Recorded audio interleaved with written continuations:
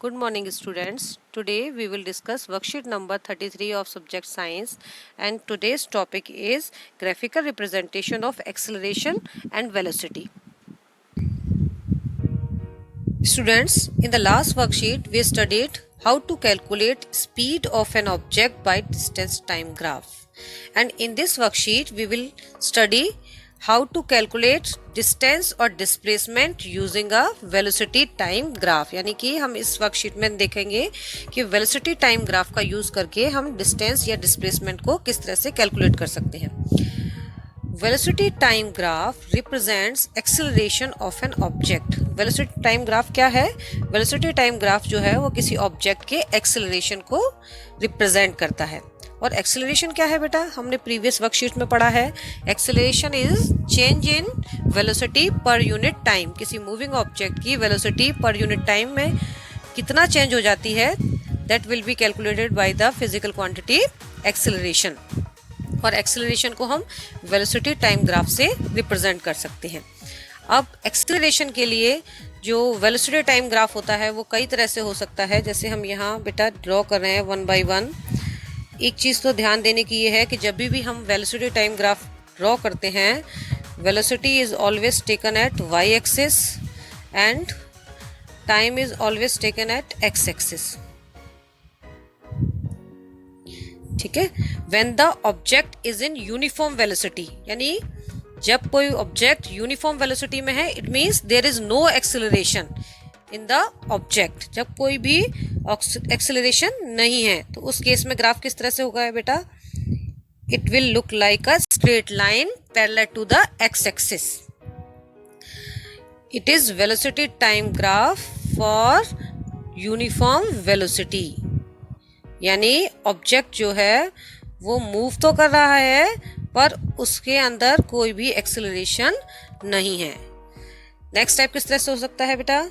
Second type हो सकता है when the object is in uniform acceleration, means if the velocity of the object changes by equal amount in equal interval of time। यानी equal interval of time में अगर किसी object की velocity equal amounts में increase होती है या decrease होती है, उस केस में हम क्या कहते हैं? उसे यूनिफॉर्म एक्सेलरेशन या एक्सेलरेटेड मोशन। तो उसके लिए ग्राफ क्या होता है? अगर ऑब्जेक्ट की वेलोसिटी इंक्रीज हो रही है उस केस में ग्राफ कैसा होगा हमारा? It will be a straight line और just like a slope, upward slope. अगर ऑब्जेक्ट की वेलोसिटी डिक्रीज हो रही है इक्वल अमाउंट में, it will look like a downward slope. ये जो है ये क्या शो करता है? पॉजिटिव एक्सेलरेशन शो करता है, यानी कि ऑब्जेक्ट की वेलोसिटी जो है वो इंक्रीज हो रही है इक्वल अमाउंट में।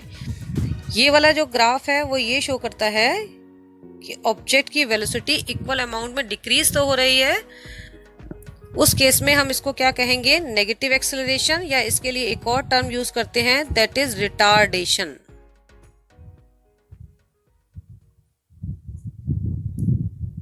ठीक है।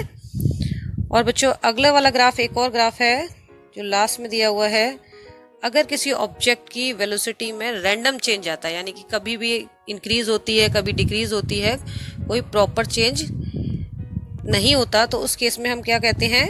Object is in non uniform acceleration. When the velocity of an object changes by unequal amount in the equal interval of time, this will known as non uniform acceleration. इसके लिए graph किसी भी तरह से हो सकता है, जैसे एक एग्जांपल में दिया हुआ है, इस तरह से भी हो सकता है। ये क्या है? हमारा वेलोसिटी टाइम ग्राफ है for non accelerated motion.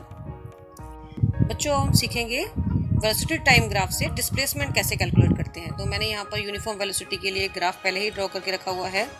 If you want to know distance travel by object between the time t1 and t2, now we will draw two perpendiculars from the points corresponding to time t1 and the time t2. It will make a figure a, b, c and d. This is a rectangle. अगर हम इस rectangle का area calculate कर लेते हैं, this will be equal to the distance travelled by the object. Let us calculate.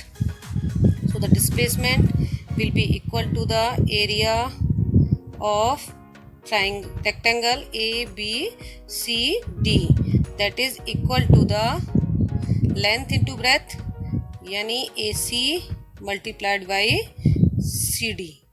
AC is given on y-axis and CD is given at x-axis. What is the value of AC? AC की value जो है वो कितनी है? AC की value है 40 minus 0, it means that is equal to 40 multiplied by CD की value कितनी है? तो D के करस्पॉन्डेंस वैल्यू कौन सी है? टाइम है 4 माइनस C के करस्पॉन्डेंट टाइम जो है that is 1.2. 40 multiplied by 2.8 that is equal to 112 kilometre. तो बेटा इस तरह से इस फिगर का ABCD फिगर का एरिया जब हम कैलकुलेट कर लेते हैं that will be equal to the displacement or distance traveled by the object in between time t1 and t2. Now we will take another example that is for uniform acceleration. ये हमने graph draw किया हुआ है uniform acceleration का. We have to calculate distance और displacement between the time t1 and t2.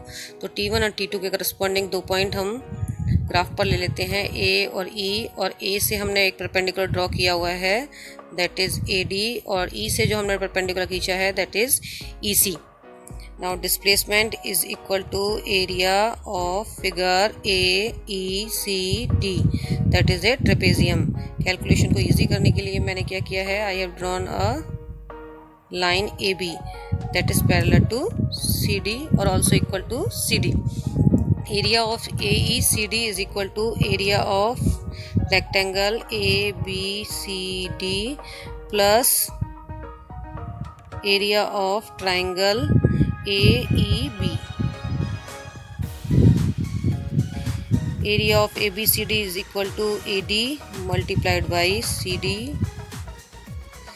plus area of triangle half into base into height, half into base is AB and height is given EB.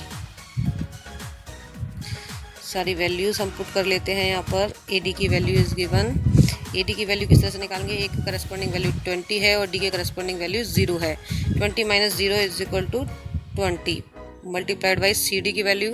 C के corresponding value 25 है और D के corresponding value हमारी है 10, यानी 25 minus 10 CD की value हो गई प्लस हाफ इंटू AB. तो AB जो है वो CD के इक्वल है. यहाँ पर कितनी वैल्यू निकली है उसकी? 25 माइनस 10 यानी कि 15 मल्टीप्लाइड बाई EB. EB की वैल्यू किस तरह से हम कैलकुलेट करेंगे? E के करस्पॉन्डिंग वैल्यू है 50 और B के करस्पॉन्डिंग वैल्यू है 20. 50 minus 20 that is equal to 30. तो हम इसे कैलकुलेट कर लेते हैं. 2 से डिवाइड किया 15 टाइम्स और यहाँ हमारा आंसर आ गया 15 20 जा 300 प्लस 15 जा 225. It means the answer is 525 metre. बेटा ये जो हमारा आंसर है आपके एग्जाम्पल के आंसर से डिफ़र है क्योंकि हमने ग्राफ थोड़ा सा डिफरेंट लिया हुआ है.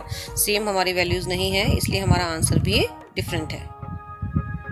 तो हम आ जाते हैं वर्कशीट के लास्ट पार्ट पर जहाँ की मैं 4 क्वेश्चंस दिए हुए हैं. फर्स्ट क्वेश्चन है if the velocity time graph of an object is a straight line parallel to time axis what will be its acceleration? Its acceleration will be 0. क्योंकि हमने देखा था जो स्ट्रेट लाइन ग्राफ होता है वेलोसिटी टाइम ग्राफ वो उसमें acceleration जो होता है वो 0 होता है. No change in velocity.